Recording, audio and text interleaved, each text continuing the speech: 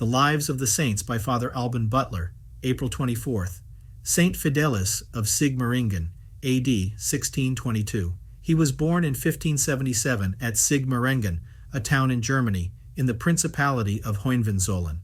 The name of his father was John Ray. The saint was christened Mark, performed his studies in the University of Freiburg in Switzerland, and while he taught philosophy, commenced Doctor of Laws. He at that time never drank wine and wore a hair shirt.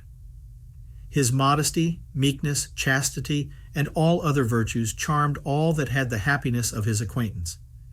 In 1604, he accompanied 3 young gentlemen of that country on their travels through the principal parts of Europe.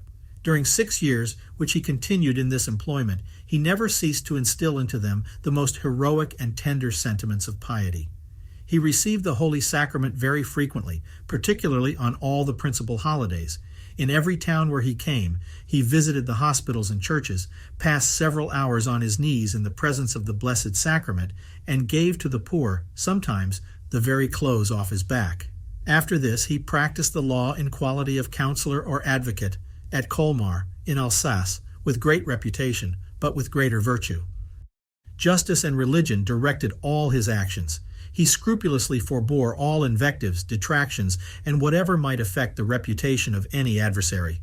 His charity procured him the surname of counselor and advocate for the poor, but the injustices of a colleague in protracting lawsuits for gain, and his finding fault with our saint for producing all his proofs for his clients in the beginning, in order to the quicker dispatch, gave him a disgust of a profession which was to many an occasion of sin, and determined him to enter among the Capuchin friars. He first received holy orders, and having said his first Mass in their convent at Fribourg, on the feast of St. Francis in 1612, he consecrated himself to God by taking the habit. The guardian gave him, in religion, the name of Fidelis, or faithful, alluding to that text of the Apocalypse which promises a crown of life to him who shall continue faithful to the end. From that moment, humiliations, macerations, and implicit obedience were his delight. He overcame temptations by discovering them to his director and submitting to his advice with regard to his conduct under them. By his last will, he bequeathed his patrimony to the bishop's seminary for the establishment of a fund for the support of poor students, to whom he also left his library, and gave the remainder of his substance to the poor. In regard to dress and furniture, he always chose that for his own use, which was the least valuable and convenient. He fasted Advent, Lent, and Vigils on bread and water, with dried fruits, tasting nothing which had been dressed by fire. His life was a continued prayer and recollection, and at his devotions he seemed rather like an angel than a man. His earnest and perpetual petition to God was that he would always preserve him from sin and from falling into tepidity or sloth in his service. He sought the most abject and most painful employments even when superior, knowing that God exalts those highest who have here humbled themselves the lowest and the nearest to their own nothingness. He had no sooner finished his course of theology than he was employed in preaching and in hearing confessions, and being sent superior to the convent of Weltkirchen, that town and many neighboring places were totally reformed by his zealous labors, and several Calvinists converted. The Congregation de Propaganda Fide sent to Father Fidelis a commission to go and preach among the Grisons, and he was the first missionary that was sent into those parts after that people had embraced Calvinism. 8 other fathers of his order were his assistants and labored in this mission under his direction.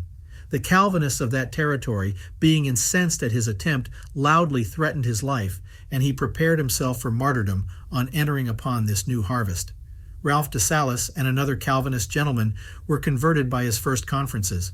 The missionary penetrated into Predigut, a small district of the Grisons, in 1622 on the Feast of the Epiphany, and gained every day new conquests to Christ, the conversion of which souls ought to be regarded as more the fruit of the ardent prayers in which he passed great part of the nights than of his sermons and conferences in the day.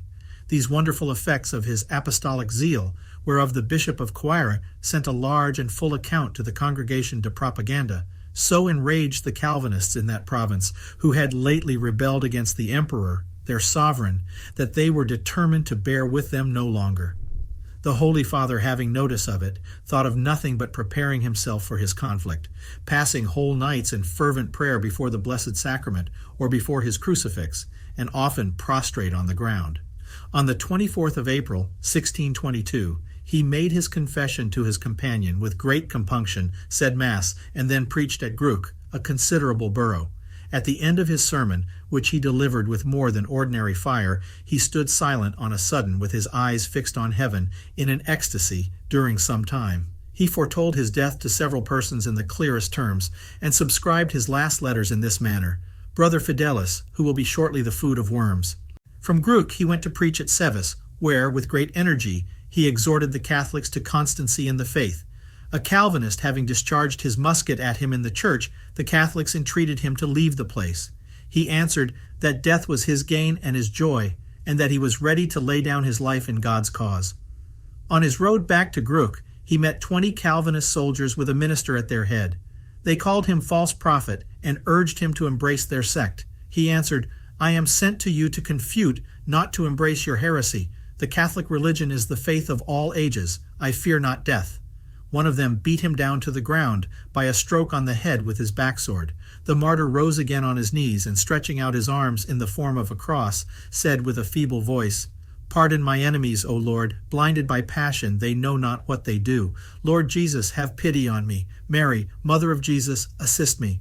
Another stroke clove his skull, and he fell to the ground and lay weltering in his blood. The soldiers, not content with this, added many stabs in his body, and hacked his left leg, as they said, to punish him for his many journeys into those parts to preach to them.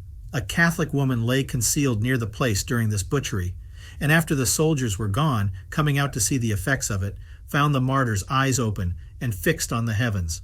He died in 1622, the 45th year of his age, and the 10th of his religious profession. He was buried by the Catholics the next day.